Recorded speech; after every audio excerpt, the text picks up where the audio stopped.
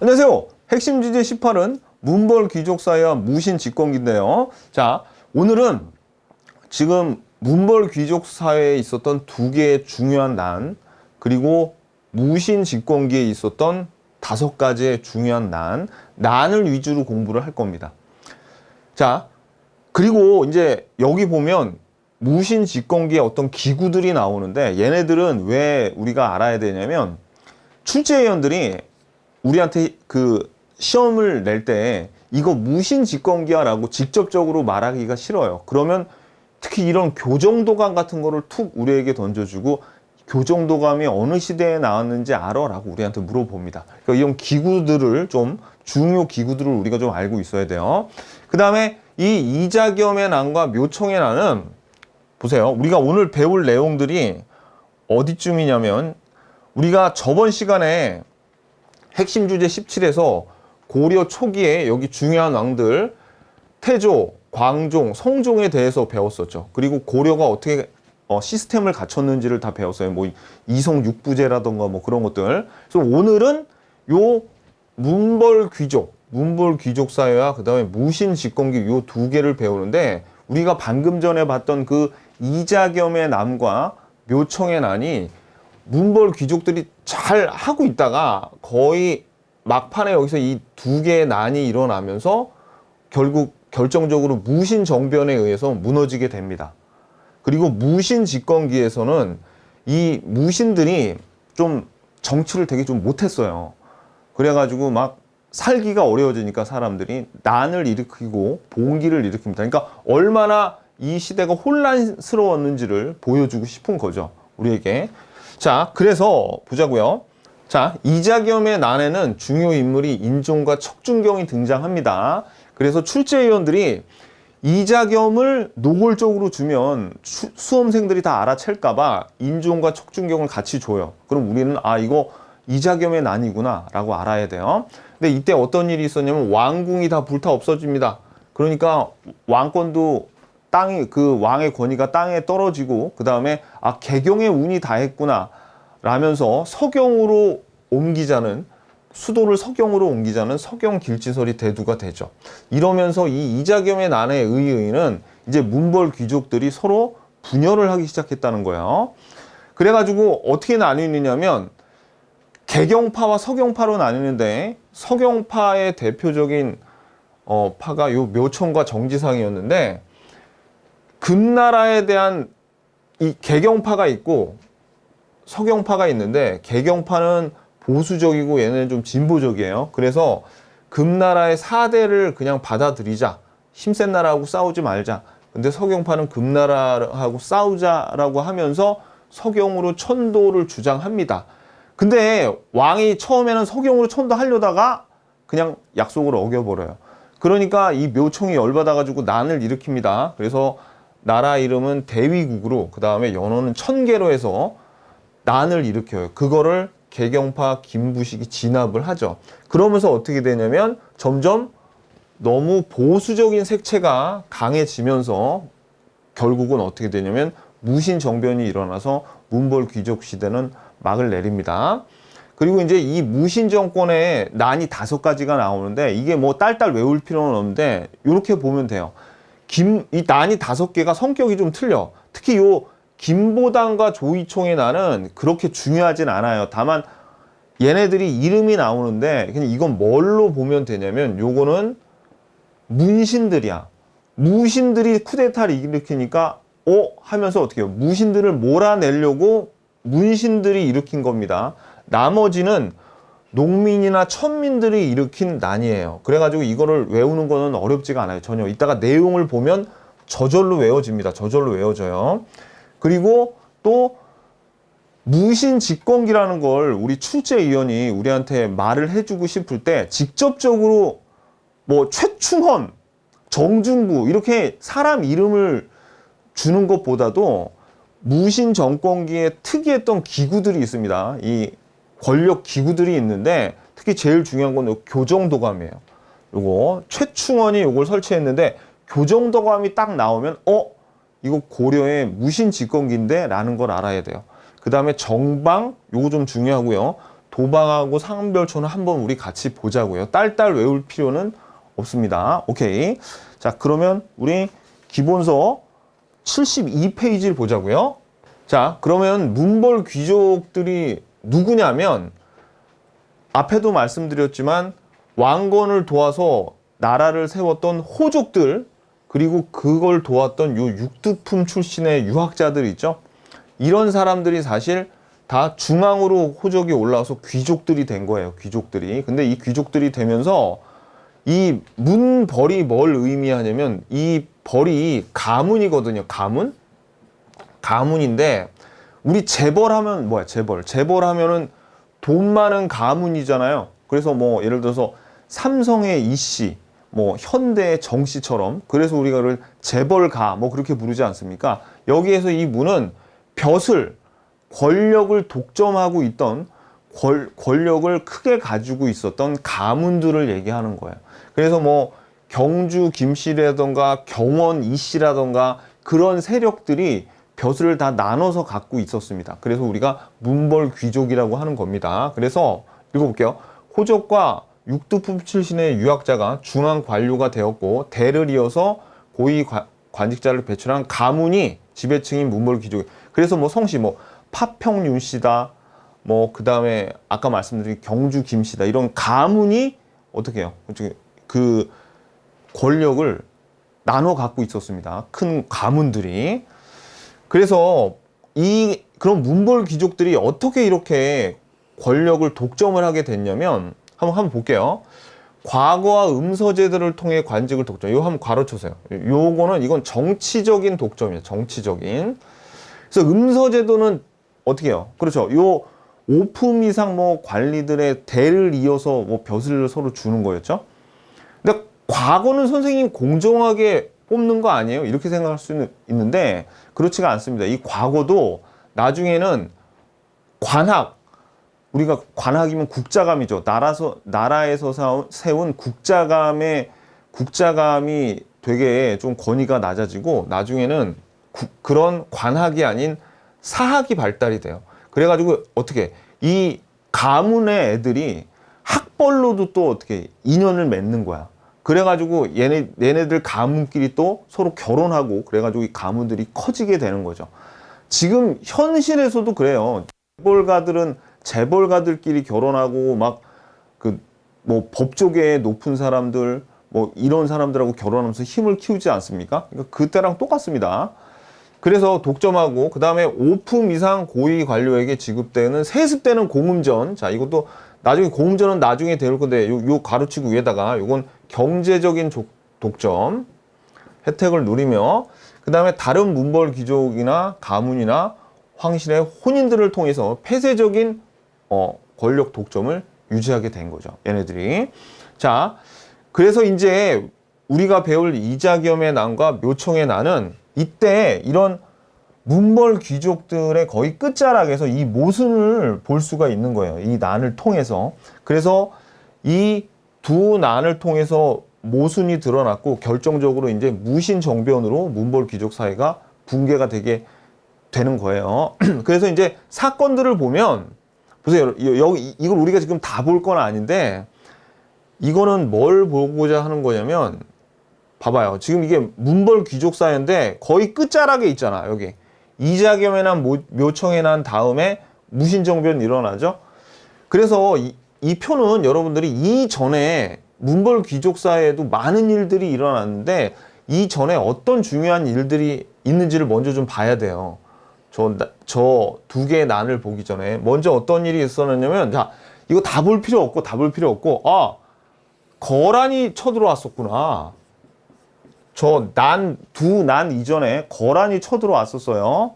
그리고 또 어떤 일도 있었냐면 거란이 쳐들어왔고 그 다음엔 여진족하고도 싸웠네? 여진족하고도 싸웠어. 그 다음에 난이 일어났어요. 되게 간단하죠. 뭐 다 볼 필요는 없고. 그러니까 제가 뭘 보여드리고 싶었냐면은 요걸 보여드리고 싶었다고. 지금 요 무신정변 일어나기 전에 요 이자겸과 묘청의 난 일어났죠. 이때 거란의 침입이 있었고 그 다음에 여진하고도 마찰이 있고 여진이 금이 돼서 지금 막 4대 관계를 취해라 마라 하는 과정 속에 지금 있는 거예요. 요런 과정이 있었다고. 무슨 얘기인지 아시겠죠? 동북 구성을 요 전에 윤관 장군이 요거를 설치했다. 뭐 그런 내용을 알아야 돼. 일단 여러분들이. 자, 그 다음에 여기 보시면 이 내용. 근데 이 내용은 좀 한번 보고 가자고요. 뭐 지금 일단 중요한 거는 이 표에서 두 난 이전에 거란 그 다음에 여진족 동북 구성 이런 일이 있었네 라는 걸 알아야 돼요. 그거만 알면 돼, 이 표현은. 근데 하나만 더 추가를 하자면 여기 보면 나중에 이거 어차피 뒤에 배울 건데 관학진흥책이라고 보여요. 관학진흥책. 숙종과 예종. 우리가 저번 시간에 핵심 주제 17 문제 풀 때 요 예종의 양형고, 숙종의 서적포 엄청 많이 나왔는데 그 말은 뭐냐면 이런 전쟁들을 통해서 요 국자감, 관학, 나라에서 하는 그 국자감이 되게 약해졌어요. 그 약해진 이유는 아까 잠깐 나왔지만 사학이 발달해서 그래, 사학. 관학이 반대가 사학이죠. 그러니까 사설학원. 그러니까 지금으로 말하면 대학 교수들보다 바깥에 일타 강사들이 훨씬 더 과거를 잘 붙여줬다는 거예요. 그래가지고 사학이 굉장히 커지게 되면서 이게 아까 말씀드렸지만 요 권력 독점의 한 원인이 됩니다. 그러니까 어떻게 이런 권력 독점의 원인이 되니까 관학을 설치해서 사학을 눌러보려고 하는 거겠죠. 이제 그런 내용들도 우리가 뒤에서 배울 거라고요. 그러니까 난 이전에 많은 일이 있었다. 그러니까 이 중요한 일들이 있었다는 걸 보여주고 싶어서 그냥 이 표를 만든 거예요. 여러분들 딸딸 외우라고 외우는 게 아니라. 그러니까 그냥 난 이전에 거란 침략했고 여진 동북구성 있었고 그 다음에 관학을 좀 발전시키려고 노력도 했었구나. 사학이 워낙 강해가지고 그 정도 아시면 됩니다. 오케이. 자, 됐어요. 이제부터 이제 본격적으로 이자겸의 난으로 들어가 보자고요. 여기 73페이지입니다. 자, 그럼 이자겸의 난을 간단하게 좀 말씀을 드리면, 자, 그냥 이거 여러분들 제가 한번 설명 드릴 테니까 한번 여러분들이 읽어보세요. 이자겸의 딸이 있어요. 이자겸의 딸이 있는데, 이 딸이 이름은 알 필요 없고, 딸의 아들이 인종이야. 그러면 이자겸은 인종의 외할아버지죠. 근데 또 이자겸이 자기 딸 한 명을 인종하고 결혼시켰어. 그러면 이 이자겸은 인종의 외할아버지이자 장인이죠. 근데 이게 전혀 이상한 게 아닙니다. 이 고려시대는 태조도 부인이 29명이 있었던 것처럼 결혼을 통해서 자기의 어떤 정치적인 입지를 다지는 게 이게 당연한 거였어요. 이상한 게 아니야, 별로. 자, 그래서 이자겸이 막강한 권력을 휘두르고 있어요.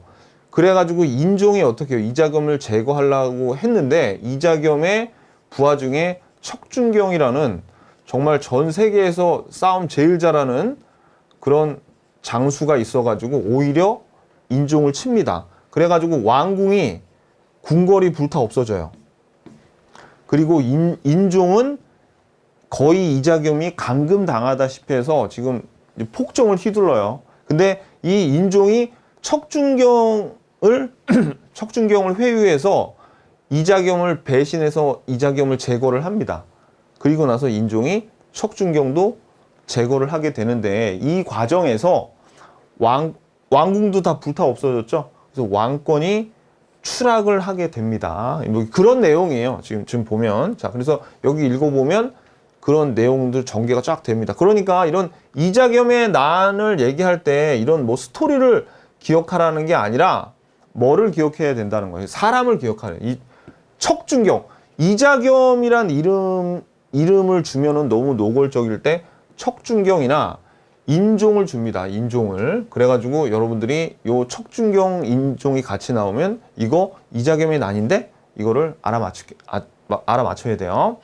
그리고 이제 이자겸이 또 어떤 일을 했냐면 얘가 권력, 실권을 다 쥐고 있잖아요. 실권을 다 쥐고 있는데 원래 여진이 지금 금나라가 됐어요. 여진이 금나라가 됐는데 이렇게 세지는 않았어. 왜냐면 이전에는 여기 앞에 나오지만은 이 표에서 보이지만은 윤관이 별무반을 조직해가지고 여진을 혼내줬거든요. 그래가지고 그 여진 땅에 동북 구성을 축조하고 여진이 빌고 싹싹 고려에 앞으로 충성을 다하겠습니다. 제발 뺏어갔던 동북 구성 좀 돌려주세요. 빌고 또 빌어가지고 1년 후에 다시 돌려줬어요. 그래서 여진이 별 볼 일이 없었는데 애들이 거란을 멸망시킬 정도로 엄청 이제 성장을 했어요. 그래가지고 이제 오히려 고려한테 군신 관계를 요구를 합니다. 근데 이 과정에서 싫다 그런 사람들도 있었겠죠. 근데 이자겸은 괜히 자기가 권력을 잡고 있는데 외부 세력하고 싸우면은 자기의 권력이 위태롭다고 생각할 수가 있어서 어떻게 하냐면 금과 군신 관계를 그냥 수용을 해버립니다. 그래가지고 이것도 사실은 요 인종이 이자겸을 제거하는데 하나의 명분이 돼요. 요것도 이런 일이 있었어요. 이런 일이. 그러니까 이 얘기가 왜 나오냐면 뒤에 묘총의 난을 일으킬 때 금나라를 정벌하자 그런 얘기가 괜히 나온 게 아니라 지금 이런 사건이 있었다고요. 이런 사건이.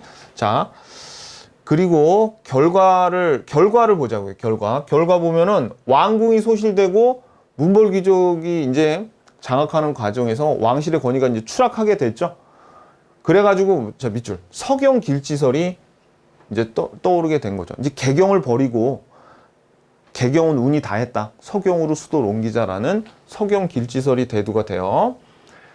그리고 이제 서경으로 옮기자고 하니까 뭐 한번 여러분들 현대로 한번 따지고 보자고요. 만약에 여러분들이 지금 서울 살고 있어요. 서울에 좋은 땅 다 가지고 있어요, 여러분들이. 좋은 땅 다 가지고 있는데 수도를 어디 다른 데로 옮기자 그러면 여러분들 같으면 옮기겠어요? 왜? 일단은 부동산 가격이 떨어지잖아. 그럼 자기가 가지고 있는 기반과 재산, 권력들이 다 어디로 넘어가요? 요 동네로 다 넘어가죠. 그러니까 어떻게 되는 거야? 개경에 자리를 잡고 있는 개경파는 요 수도 옮기는 거를 반대한단 말이에요. 하지만 서경에 있는 애들은 이쪽으로 수도가 옮겨지면 부동산 가격이 몇 배로, 부동산 가격 얘기는 그만하고 현실로 치면 그만큼 어떻게 되는 거예요? 자기네가 권력을 잡게 되는 거죠. 그래서 이제 분열이 드러나기 시작하는 거예요. 이때부터 이제 붕괴가 되기 시작합니다. 문벌 귀족 사이가. 자, 그래서 묘청의 난을 보자고요. 자, 이 묘청의 난에도 왕은 인종입니다. 그래서 인종이랑 척준경이 같이 나와야 그게 이자겸의 난인 거예요. 자, 그래서 이 인종이 왕권을 회복을 하려고 이제 노력을 하는데 그때 김부식의 개경파와 묘청 정지상의 서경파가 서로 대립을 합니다. 이때 특히 이 정지상 같은 경우에는 척준경, 아까 이자겸을 척준경이 몰아냈죠. 근데 이 척준경을 몰아내는데 정지상이 큰 공을 세우거든요. 그래서 아주 급부상하는 새로운 세력이에요. 그래서 이쪽은 서경파는 진보 세력 쪽이었고 이쪽은 보수 세력인데 특히 금나라 있죠. 금나라에 대해서 얘는 4대 예를 취하자 그랬었고 이쪽 서경파는 금나라를 정벌하자 이제 이런 쪽이었습니다. 4대 예를 취하지 못한다. 뭐 이런 대립을 서로 하고 있었어요. 그래서 이 묘청이 자 밑줄 서경촌도와 금정벌 칭제 건어는 황제로 칭하고 이제 뭐 새로운 연호를 쓰자 뭐 그런 내용이죠. 그래서 주장했는데 김부식 등 개경파의 반대로 실패를 하게 됩니다. 근데 이 서경촌도가 거의 될 뻔했어요. 그러니까 어느 정도였냐면 새로 궁궐까지 서경에 다 만들었어. 근데 왕이 마음을 바꾼 거예요. 그러니까 열받죠. 그러니까 묘청이 난을 일으킵니다. 그때 요거 알아두세요. 자, 대위국 동그라미, 청계 동그라미. 묘청이란 이름이 안 나오고 대위국 청계 나오면 이거 묘청의 난이구나 이렇게 알아야 돼요. 요렇게. 그래서 서경에서 난을 일으키고 누가? 김부식이 진압합니다. 이 삼국사기의 저자 김부식이 진압을 해요. 요걸. 그래서 그 결과로 보수적인 개경파가 승리했죠. 그러면서 더더욱 보수화가 되면서 문신 중심의 사회가 심화가 된 거예요. 그러다가 이제 이게 골마 터져서 무신정변이 일어나게 된 거죠. 그리고 서경파가 몰락해서 서격의 지위가 났어요. 자, 원래 태조 왕건 때 개경과 북진 정책을 중요해서 서경도 중요한 그 도시로 여기서 이름을 평양을 서경을 하고 지은 거 아닙니까? 그래서 개경에도 얼마 있고 서경에도 왕이 얼마 동안 머무르면서 정사를 돌보고 했어요. 그래서 서경도 개경만큼 중요시 됐기 때문에 서경을 중심으로 한 그런 권력자들도 생긴 거겠죠. 그런데 이제 서경파가 몰락을 한 거죠. 서경의 지위가 낮아지고 금에 대한 4대 정책을 취하게 됐습니다. 근데 이 사건을 신채호의 조선사 연구초에서 보면 묘청의 난의 그 실패로 우리나라가 계속 강대국한테 사대주의를 취하게 됐다. 그래서 이 묘청의 난을 조선 역사 1000년 내 제1대 사건으로 보고 있습니다.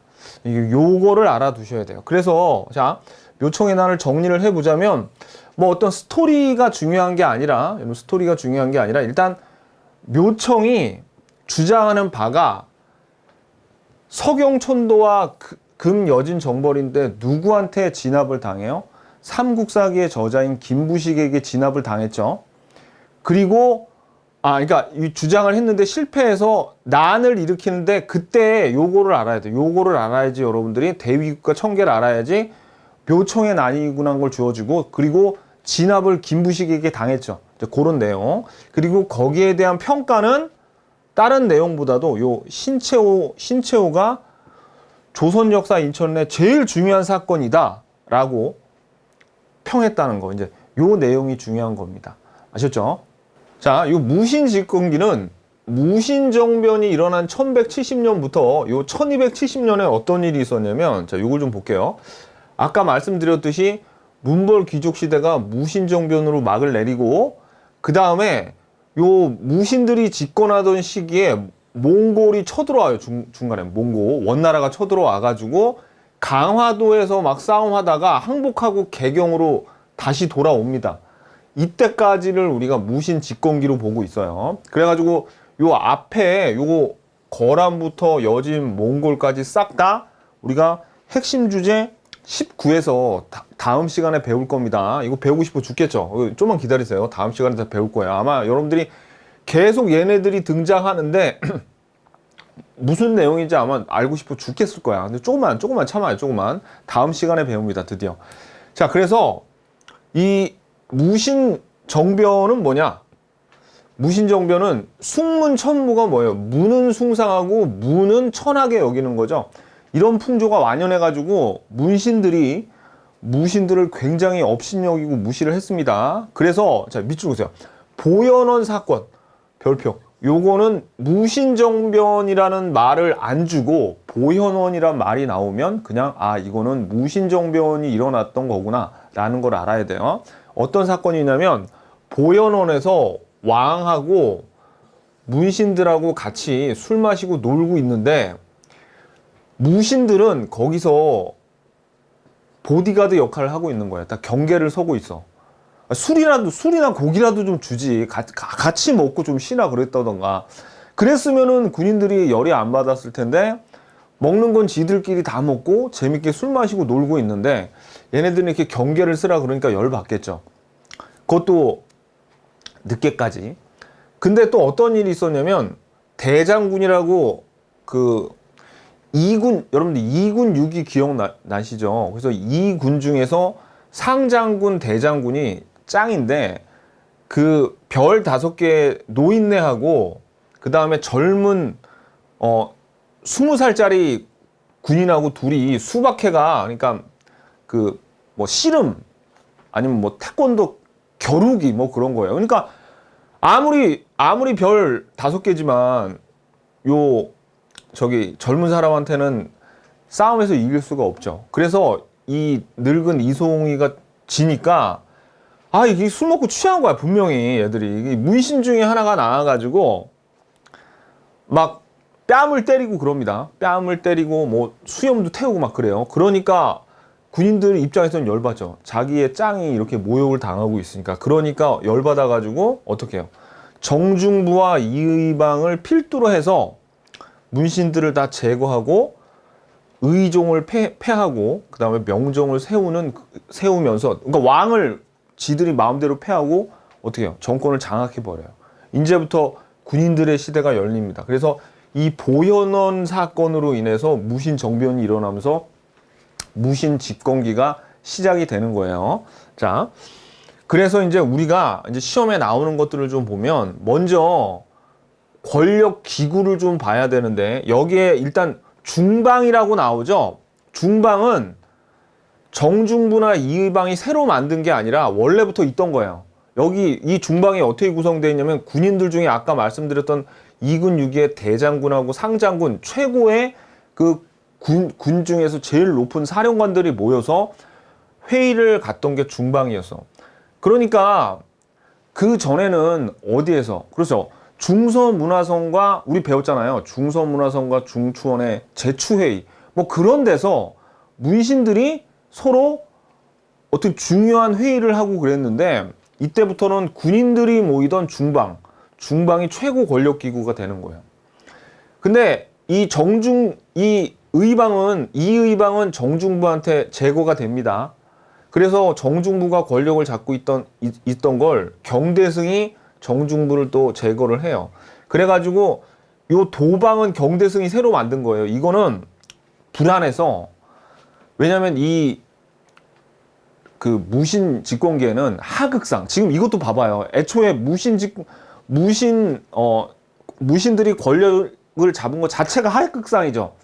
막 자기보다 그래도 직급이 높은 문신들 다 때려잡고 왕도 폐위시키고 막 그러니까 이거 자체가 하극상이기 때문에 하극상의 풍조가 만연했어.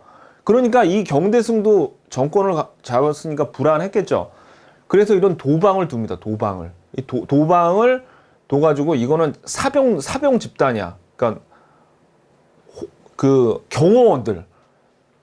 근데 이제 실권을 자기 주변에 있으니까 실권을 잡게 됐겠죠. 도방 중심의 그 정치를 합니다.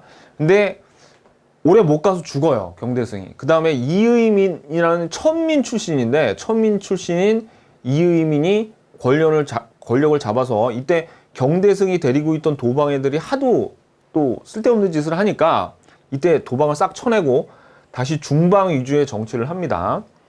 자, 근데 이제 결국은 이의민도 누구한테 제거되냐면 최충원한테 제거가 돼요. 그래서 이제 이 최씨 정권이 자기 아들들한테 이제 이렇게 권력을 주면서 상당히 오래 갑니다.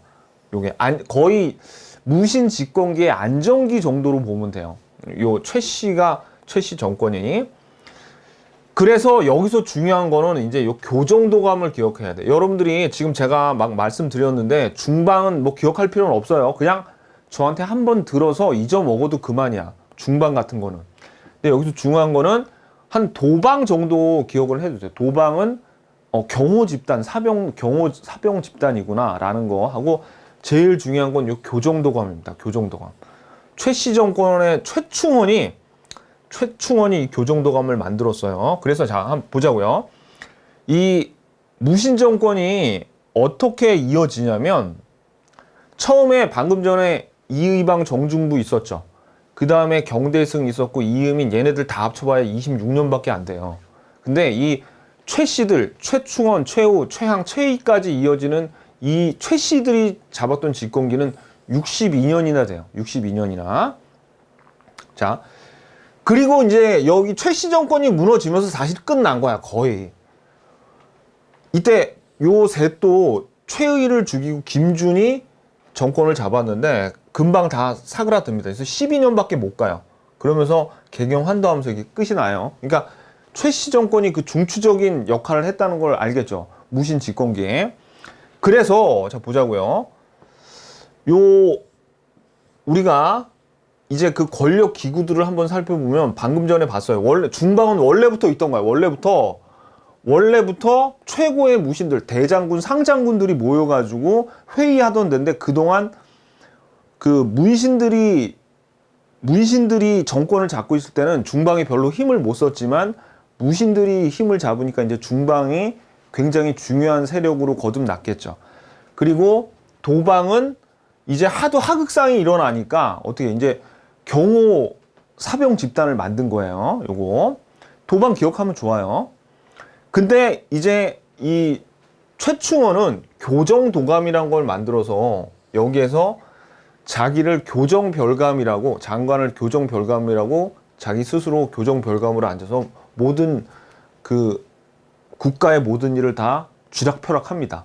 그래서 이 교정도감이 무신 정권에서 아까 봤듯이 최씨 중에서도 요 최충원하고 그 아들인 최우가 최충원은 거의 한 25년, 그리고 최우가 한 30년 집권을 했는데 가장 중요한 사람들이거든요. 근데 되게 특이한 거 만들었잖아. 그럼 우리가 교정도감 딱 보고 이거 최충원 교정도감 무신 집권기 딱 알아야 된다고. 무슨 얘기인지 아시겠죠? 오케이.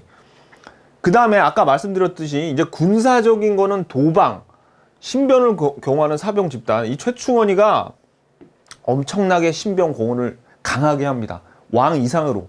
왕은 뭐 별것도 아니었죠, 이때 당시에. 자, 그래서 도방 집단을 줬고, 삼별초는 요거는 나중에 뒤에서 좀 더 자세하게 배울 건데, 원래는 치안 유지를 담당하는 일종의 군대이긴 하지만 경찰 임무까지 같이 했었어요, 삼별초가. 근데 이 삼별초는 왜 중요하냐면 나중에 몽고와의 항전을 삼별초를 위주로 합니다. 그래서 나중에 더 중요해지는 애예요.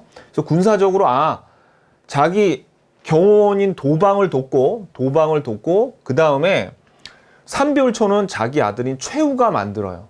최우는 이제 뭐도 그렇죠. 이제 치안을 담당하는 경찰 역할까지 자기가 하는 거야.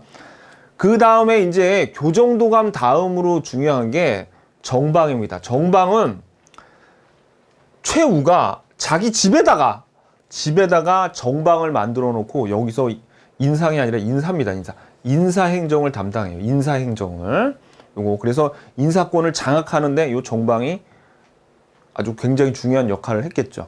요거 그래서 사실 제일 중요한 건 교정도감, 그 다음에 정방이에요. 정방. 그래서 일단은 요거 두 개는 기억을 꼭 하셔야 돼요. 특히 교정도감이 제일 중요해. 요거. 근데 이제 도방이나 삼별초는 여러분들이 본능적으로 좀 군사하고 관련되어 있는 건 기억을 잘하는 그런 경향이 있더라고요. 그리고 삼별초는 나중에 뭐하고 이어지니까 몽고 항전이라 하고도 이어지니까 요건 기억을 잘해. 근데 도방은 좀 깜박깜박합니다. 근데 억지로 외울 필요는 없어요. 이 두 개는 그냥 외우면 그만이고, 삼별초는 저절로 외워지니까 도방 같은 거는 안 외워지면 어쩔 수 없고, 서방도 안 외워지면 어쩔 수 없는데 그냥 한번 들어보세요. 들어보는 거하고 안 들어보는 거하고는 차이가 있으니까. 요거는 문신들의 문신들의 회의 기구였어. 회의. 그래서 하도 군인들이 설쳐대니까 이제는 좀 어느 정도 안정적인 그 정치를 위해서 문신들을 어떻게 좀 회의를 해가지고 어떻게 좀 또 부드럽게 하는 거죠. 사회를 좀 부드럽게 만드는 거지. 문신들을 기용해서 그런 겁니다. 요거. 그래서 제일 교정도감 꼭 기억하시고, 정방 그 다음에 기억하시고, 삼별초는 저절로 기억이 되니까 나머지는 그냥 한번 들어보고 안 되면 어쩔 수 없다. 이렇게 보시면 돼요. 자, 그리고 이제 무신 집권기가 말씀드렸듯이 굉장히 혼란스러웠어요. 이 무신들이 정권을 잡아가지고 아무튼 뭐 정씨건 최씨건 누구건 간에 막 관직을 다 독점하고 그 다음에 사리사욕을 채웁니다. 뭐 토지와 노비의 소유를 증가시켜요. 이 이유는 뭐예요? 그렇죠. 토지가 많아야지 생산물도 많고, 노비를 증가시켜서 이건 자기 사병을 더 키우는 그런 의미에서 노비의 소유를 막 증가시키는 거예요. 그리고 말씀드렸듯이 하극상의 풍조가 만연해. 왜? 이제 윗놈들 스스로 막 봐봐요. 얘네들끼리 얼마나 서로 죽고 죽이고 서로 막 정권을 차지하는지. 특히 이의민 같은 경우에는 천민 출신인데도 최고 자리에 올라갔죠. 그러니까 어떻게?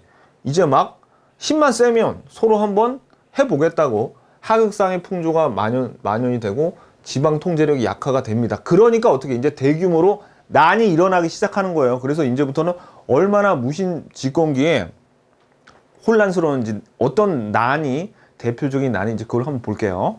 자, 그러면 먼저 정중부가 이의방하고 같이 보현원 사건을 일으켰잖아요. 그래서 처음에 이 무신들이 쿠데타를 일으키니까 문신 출신이었던 김보당이나 조이총이 얘네들 벼슬을 봐봐요. 벼슬을 외우라는 게 아니라 김보당은 당시 동북면 병마사, 조이총은 서경 유수였었어요. 그래서 김보당과 조이총이 난을 일으켰는데 이거는 뭐예요? 그렇죠. 이 무신들을 몰아내려고 난을 일으킨 겁니다. 이 둘은 나머지 세 개하고는 달라요. 알았죠? 그러니까 이건 달라요. 그러니까 뭐 다른 거 이런 어떤 의의 같은 거 그냥 몰라도 돼. 아, 김보당과 조이총의 난이 있었는데 이건 정중부 때 처음에 무신들 몰아내려고 일으킨 거구나 라는 거 알아야 돼. 근데 이제 무신들이 말씀드렸지만 굉장히 정치를 못했어요. 되게 막 힘들었다고. 그 평민들이랑 되게 힘들었어. 그러니까 망이망소이의 난이 일어나요. 망이망소이. 그래가지고 이 망이망소이 난은 중요한데 공주 명확 소야, 소. 아니, 그리고 또 요거 공주네. 그러면 우리가 한국사 시험이니까 이 공주는 어디하고 또 연결이 되냐면 뭐 다음 이 지역에서 일어나지 않은 것은 뭐 이런 문제로 우리 공주하면 어디 생각나요? 웅진이잖아. 백제, 웅진. 그럼 웅진 시대의 문제들이랑 막 섞어서 낼 수 있겠죠? 자, 근데 여기는 공주도 중요하지만 명확소라는 게 더 중요해. 요 명확소의 망이망소이가 주동이 돼서 난을 일으켰는데 얘네들을 달래주려고 소에서 현으로 승격을 시켰어요. 요거. 그래서 정중부 때 일어났던 망이망소이의 난은 소에서 현으로 승격시키면서 마무리가 된 거예요. 그리고 이 정중부 때 있었던 세 개의 난이 있는데, 그러니까 초기에 일어난 거죠. 무신정권 초기에. 그러니까 김보당이나 조이총 난은 그냥 문신들이 그 쿠데타 세력을 몰아내려고 난을 일으켜서 다 진압당해요. 실패했고, 그 다음에 망이망소이 난은 이거 소에서 일어났네. 향소 부곡의 그 소.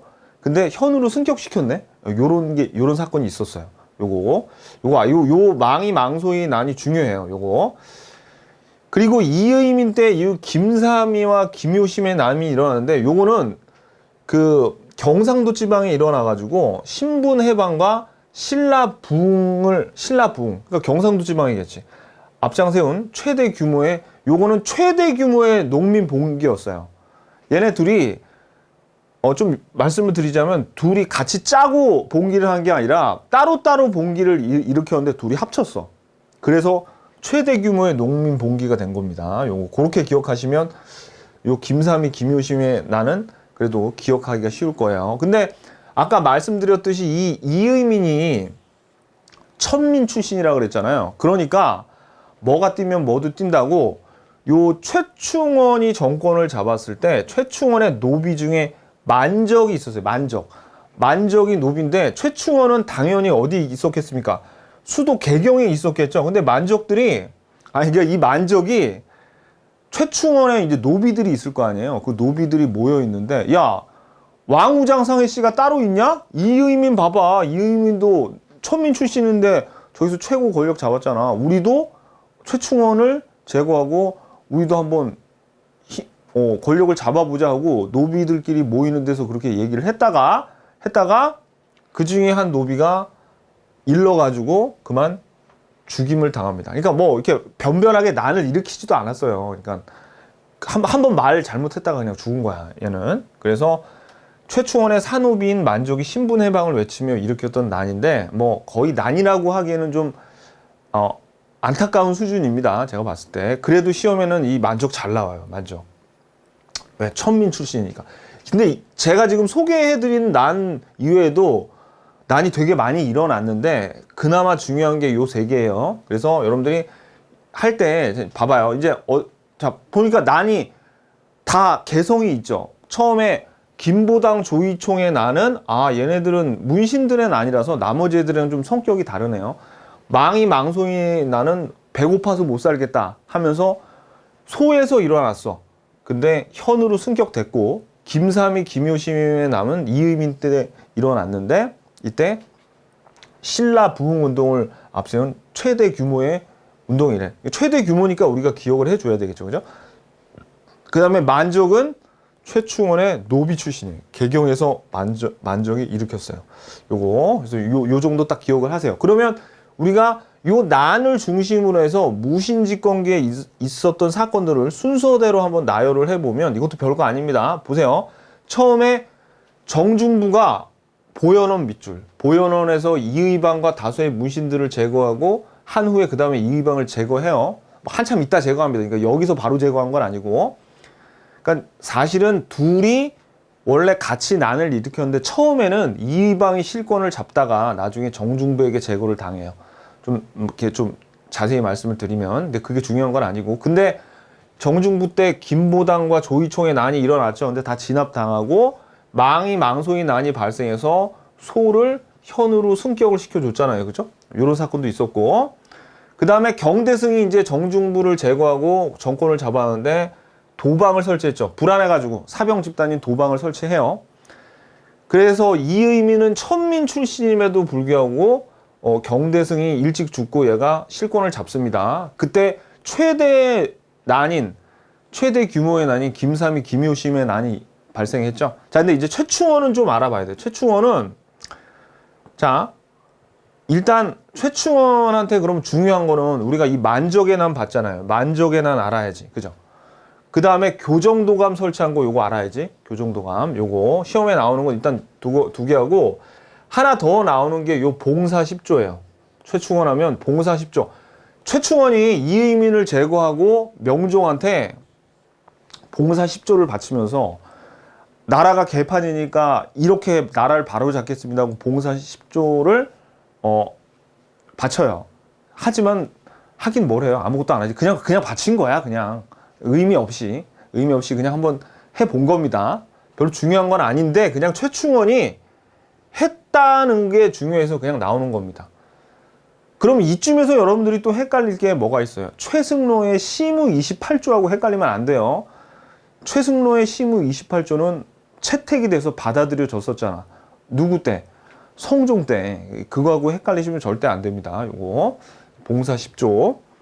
그래서 최충원 하면 요게 나옵니다. 그 다음에 또 아까 요 경대승의 도방을 확대를 해서 군사적인 기반을 다준데 이거는 별로 안 중요해. 이거는 그냥 참고로만 알아두시고 최충원 하면 요 세 개 알아두셔야 돼요. 그 다음에 최우는 이제 뭐를 했습니까? 정방을 설치, 최이라고도 해요. 최이라고도 하는데 정방 설치해서 정방 설치해서 인사, 자기 집에다가 설치했죠.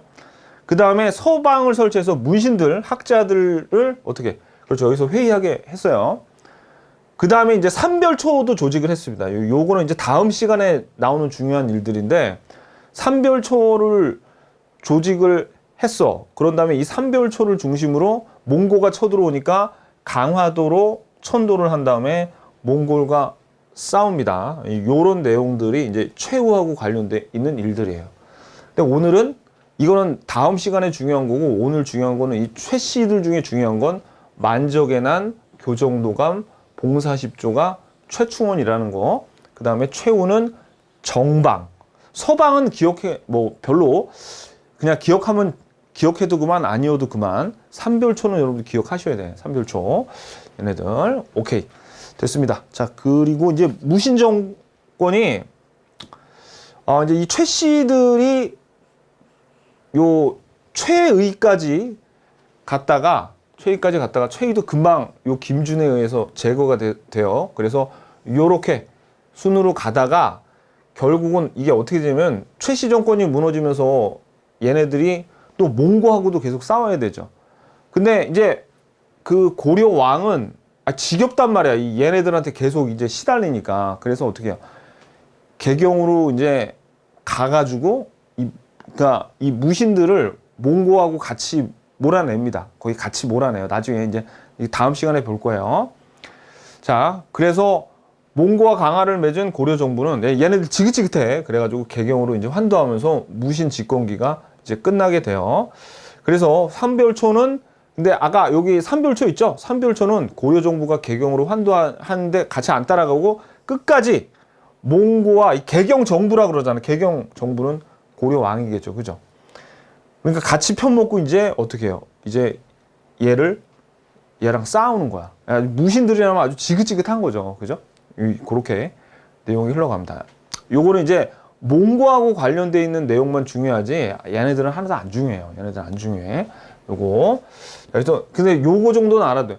최씨 정권의 마지막이 최의구나. 최의구나. 그죠? 그래서 만약에 최의가 제거됐다, 사망했다 그런 말 나오면 아, 최씨 정권이 이제 끝나는구나 라고 여러분들이 눈치를 채셔야 돼요. 시험에서. 오케이. 자, 그럼 이제 우리 오늘 포인트를 한번 좀 보자고요. 포인트.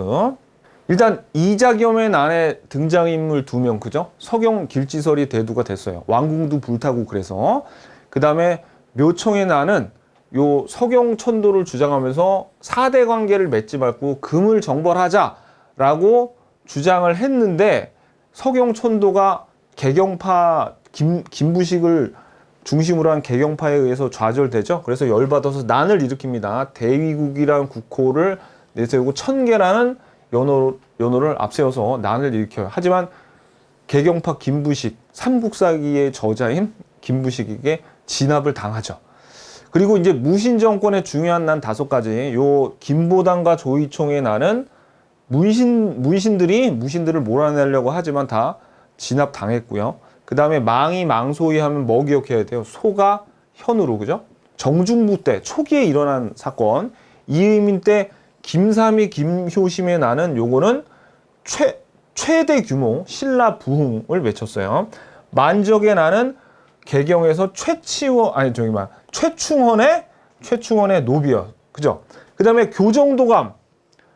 교정별감으로 자기가 장관이 돼가지고 최씨의 최고 정치기구 최충헌입니다. 그죠? 정방은 누가 했어요?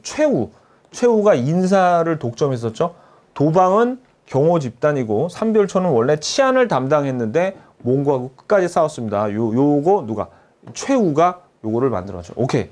요 정도만 기억하시면 이제 우리가 요 시대에 대한 문제는 쉽게 풀릴 수 있습니다. 기출문제 풀어보러 가자고요.